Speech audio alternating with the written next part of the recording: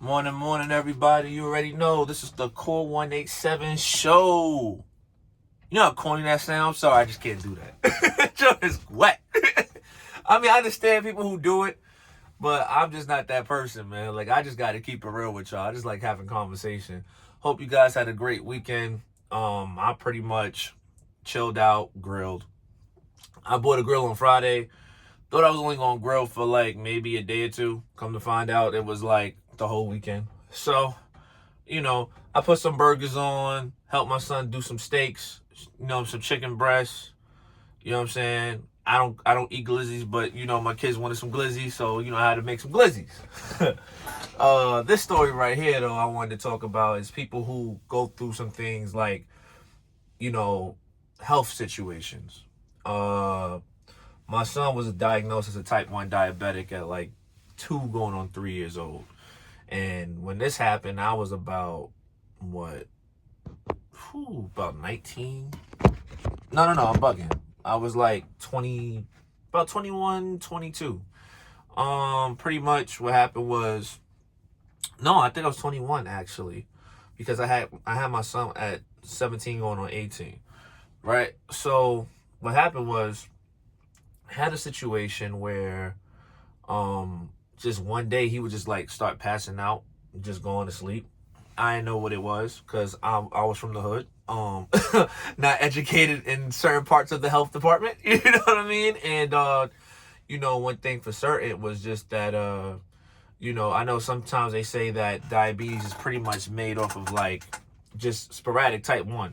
It's just sporadic. It just happens, whatever the case may be. I'm always going to argue the situation. It was due to the fact of the health, how his health kind of got broken down is because of the mother of my kid's grandmother. One thing for sure, she kept feeding him sweets. I mean, juice on top of juice. I mean, I ain't talking about regular juice. I'm talking about Kool-Aid. You know what I mean? And it was just continuous of that, cakes, all the sweets that she does now, right? With my baby mother's other kids, right? But the same patterns. And one thing about him, he used to get sick a lot because she used to travel with him from upstate New York to Brooklyn. And there'll be moments where, like, I mean, it is what it is. This is just my story. This is just my truth from what I saw. I never wanted her to, if he was sick or something like that, or change it, because upstate New York and Brooklyn are like two different temperatures. Like, you know what I'm saying? Like, upstate could be really cold, going from cold to semi-cold, but still the weather's not the same, especially for like a baby. And one thing about it was just like him traveling back and forth, not him being properly like wrapped up. He would get sick. We would have to go ahead and like give him medicine. My kids can't take Tylenol to save their life. It don't matter. Same for me. Tylenol does not work. Mine's have to be either Advil, Motrin, something to that form. But like, him getting, all this Tylenol over the time, and I kept saying like, don't give him this. Doctors even told, give him Motrin, whatever. All right, cool.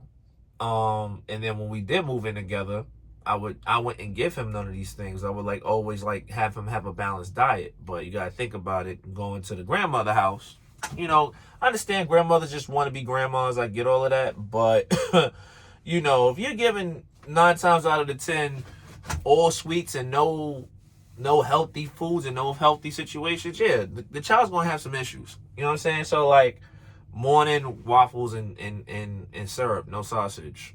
For lunch, more sweets, donuts. You know what I'm saying? Like just things that just wasn't accommodating to his health.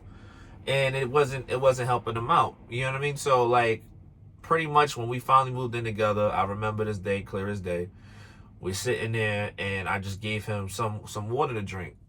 And he kept asking, because there was just moments he would just pass out, but nobody knew. Everybody just thought that he used all his energy. Plus he was still young. And I remember he asked for more water. So I'm like, and it wasn't a matter of seconds. Like he drank it, went to the bathroom, came back. Can I have some more water? I'm like, Corey, that's kind of weird. Like you're that dehydrated? That don't even make sense, right? So he's like, yeah, can I have some more? Can I have some more to drink? I'm thirsty. So I gave him some more water twice. He's peeing it right after each time. Man, was just, I didn't know. So what happened was the mother of my kids was like, oh my gosh, we got to take him to the hospital. This could be really, really bad. So I'm like, what's going on? Because I don't know what is going on. Like, I'm like, I thought he had a urinary tract infection. I don't know what it was. You know, so I really just didn't know. And we get to the hospital. So they start like running tests on him. You know, we tell him the situation. And the nurse is like, we gotta check his blood sugar. You know what I mean? I'm just being honest. I wasn't good in this department. I didn't know what blood sugars were. I didn't know, because my side of the family, my side of the family doesn't really have a lot of health issues. Like, we really don't. Blessed to have that. I mean, over time, come to find out with certain people, you know, certain family members, they accommodated some type of health situation. But overall, we just never had anything. You know what I'm saying? So like, sitting there, and she checks his blood sugar. Blood sugar is 958. 958. First, they can't even get it off the regular meter. You know what I'm saying? Because the meter just kept saying high. So then I think they took like a urine or blood somewhere around there, and they found out that it was 958. So the nurse kind of like drops everything and was like, how's this baby still walking around and his sugar level is 958 and having full conversation right now? There's nothing but God in that baby right now, because he's supposed to be in a coma. Straight up, right? They're like, we have to get him down now. So they rush us out. They rush us out the emergency room. They told us not to worry about it, because she started freaking out. I'm still kind of in la la land, because I have no idea what's going on. If anybody know, when you from the hood, right? Like, if you born and raised in the hood, it's like, you don't panic until it's really time to panic. Like, that's just how it is. Unless you know something about to happen, that's just where I come from. You know what I'm saying? Like, so I didn't really PTSD, none of that. Like, even though I went through a lot in my years, I was just like, all right, whatever. Like, we're just gonna wait and see what happens. And she's crying, and me, I'm just a person, like, I just try to find the positivity out of the negative. I mean, I know the negative is there, but I can't dwell on it. You know what I mean? So I'm like, we're going to work it out. Everything's going to be okay. He's going to be all right. Boom, boom, boom. Right? So they thought maybe if they just gave him a little bit of insulin, you know what I mean, that it would regulate. They was hoping it could regulate, but they said, not like a lot of people, when this happens, it doesn't work that way. But it seemed like there was hope at one point, because it came to a situation where, like, his sugar levels regulated for a little bit. Then they tried to feed him something, it would just shoot up. It was like, it went from like 120 to like 500, and it was just like, yeah, he's gonna have to be on insulin. And still didn't know what that was. So you gotta think about it, right? Somebody who's like 20, 21, like, dealing with a child that, you know, that has type 1 diabetes is not easy. Right? It's not easy, right? So we get to, you know, so now we're in the hospital, and then they had to give him a room, whatever the case may be, but the hospital couldn't take care of him, so they had to transfer him from Mount Vernon Hospital, because that's where we stayed at that time, and then we had to go to Westchester Hospital. You know what I mean? So we went there, and I remember, like, you know, now it got critical, because now they running all these tests. They got all these, you know, IVs in him. He's not happy. They had to hold him down, things of that nature, you know, and every time he had to see a shot, it was crazy. You know what I mean? And, you know, going through those situations with that, you know, I started realizing, I guess that's when the effects started really happening for me. Like, reality started kicking in. Like, this is not something that's a joke. And, you know what I mean? Like, I'm like, okay, so he has, like, because, you know, it's two different types. It's type 2 and it's type 1. So in my mind, I'm like, okay, if it's the type 1, you know what I'm saying, is it worse than type 2? Because I'm thinking it's the opposite. I'm thinking type 1 is the easier version, and type 2 is like the harder version. And they're like, nah, it's the total reverse. He has the worst type of diabetes. I was like, okay. So then they go, you know, you go through the runaround, not the runaround, but they kind of give you information of what's happening. So, like, if the sugar level's too high over time, how he can go into DKA, how his hemoglobin, if it's too high, it could be acidic blood, and how that could deteriorate his body, how he could lose memory if he don't keep his sugars on point, how he could lose his eyesight, how he could, you know, get amputated, all these things. And it freaked me out. You know what I mean? It freaked me out. And I remember like being upset, and I shouldn't have did this at this point because God had his hand on him the whole entire time. I'm over here upset, like, God, how you going, and God, Father, forgive me. I really regret even saying those things. I didn't say anything. It was derogatory no matter how you look at it, but it was no curse words. I was just more like, God, like, why is he going through this? He shouldn't have to go through this, knowing the fact of my story. Like, why now? Why him? You know what I mean? And God answered that day. And and it was 10 times worse. Like, I could laugh at it now, but it's still not nothing to laugh about. It's just the fact that don't play with God. That's just you don't play with God. You just don't. Right? So I'm sitting there, and I remember like we sat there and we went to they ended up switching his room. So before he was with all the diabetic area section, right? Because there's different sections for different areas.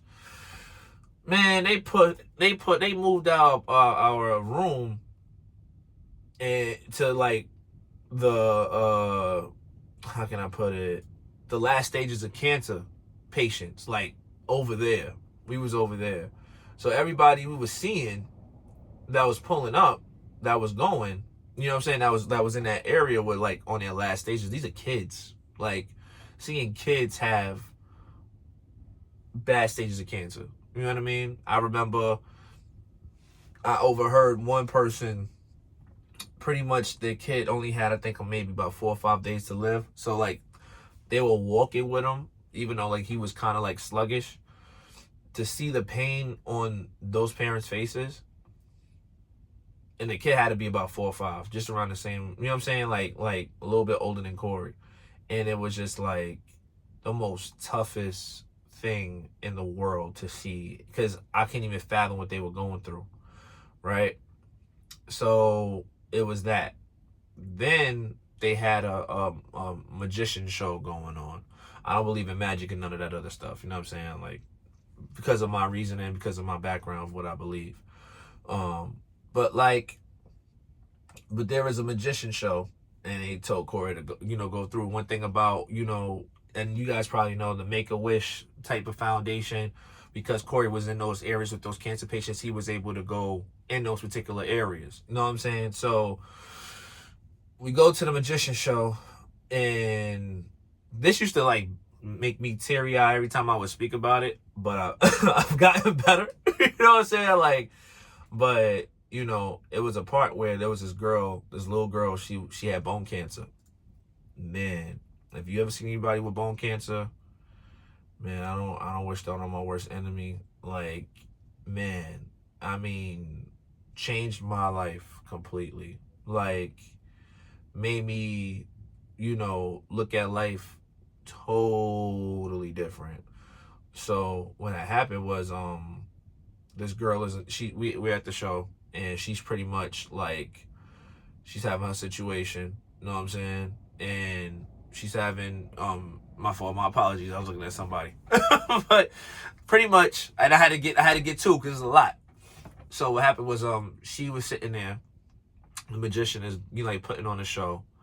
You could tell like the deterioration of her bones is frail. You know what I mean? And Corey's enjoying the show, but I just kept looking at this girl because it was just like, it hurt to see her in that situation. But what hurt the most wasn't the fact of her being in pain or whatever it is she was going through. She smiled through it. She didn't have that much time to live, but she smiled through it. Like, she was smiling. That night, that broke my heart, yo. Like, that broke my heart. And I sat there for a second, and there was like this room in the Westchester Hospital where the kids go, and there's like a fire truck type of toy thing. Like, you could sit in it. It's a real fire truck, but they kind of made it, for kids. But I mean, girls, you could fit in there the whole 9 yards. So he's over there, fake driving, whatever, one day. And, even though he's doing all his studies, they getting background checks, they telling us how to deal with diabetes. At the time, the pump wasn't out for diabetics. We had to do things by algebra. Like, that's how we had to find X, the whole 9 yards. You know what I mean? So like I'm sitting there and he's calling out to me, but I broke down. I ain't gonna lie to you. I broke down like heavy. Right? Like heavy. And I said to myself, I'm over here crying about somebody who has type 1 diabetes that could live another day or live a lot longer compared to somebody who has to say goodbye to their child. And like I said, I wish that wasn't even the case either. Like I wish, I don't have control over that, only God does. But like that changed my whole perspective. Like I should be grateful because it could be worse. You know what I mean? And for those who's going through that, or people who are actually going through that right now, trust me, I sympathize with you all the way. It still hurts me. You know what I'm saying? Like that people have to go through that. You know what I mean? Like I wish that wasn't the case. And I pray for all families who deal with the cancer behind the situation or going through those type of situations. I trust me, my heart goes to all of y'all because I had to see it. And it's different from seeing it and living in it. I get it, but I understand. Like that feeling is, man, I don't even, like, my hat goes off to y'all. But once I knew that Corey could live another day, I took that as it's up to me to make sure that happens. And day in and day out, I remember, I almost lost my job, the whole 9 yards. The boss was like, "You're gonna lose your job because you took days." I said, "I don't care if I lose this job right now. If I lose my son, I lose myself." You know what I mean? And I'm gonna do what I have to do to make sure that my kid is okay. When I get back, I'll deal with the consequences then. But for right now, I can't afford to lose my son. I can't. And I'm not gonna let that happen. And those days was hard. Going back home, having to give him shots, having to hold him down. I wasn't a bodybuilder at that time. You know what I'm saying? I was probably like 160 pounds, heavy, wet. You know what I'm saying? Pause. You know what I'm saying? Like, that's just what that was. But over time, like, I had to teach him. And it was a